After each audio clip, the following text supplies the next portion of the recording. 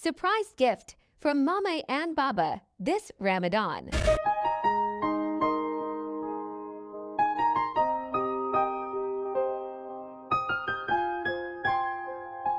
Guys, wad yun ako gi-expect ganina nga busy kay ko sa kusina tapos duol si mama dito.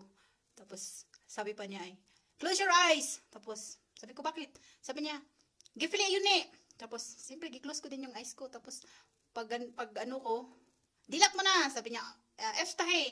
Pag open, ganunan niya yung cellphone, no? Sabi niya, para sa'yo, hadiya.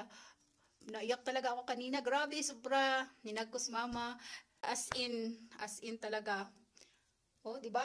Grabe, sobrang saya ko, guys. Hindi ko talaga ini-expect na bilhan ako ng cellphone ni mama at baba. Grabe, sobra. Alam nyo, guys, yung cellphone ko, sirang-sira na talaga siya.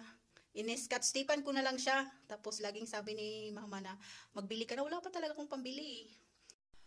So, guys, ang masasabi ko lang sa inyo, na maliit o malaking bagay man yan na darating o mas lalong-lalo na kapag ibinigay sa inyo, maliit o malaking bagay na yan.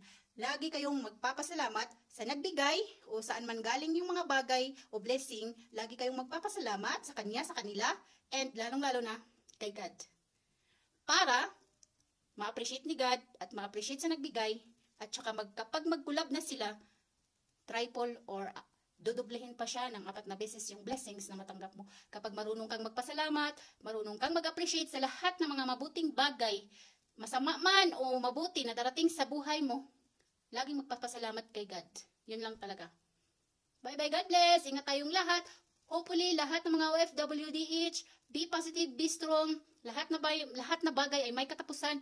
At ang pag-abroad ay hindi pang habang buhay. Matatapos at matatapos din yan kapag matatapos na ang goal natin sa Pilipinas. Lagi lang tayong handa sa lahat ng mga pagsubok, guys.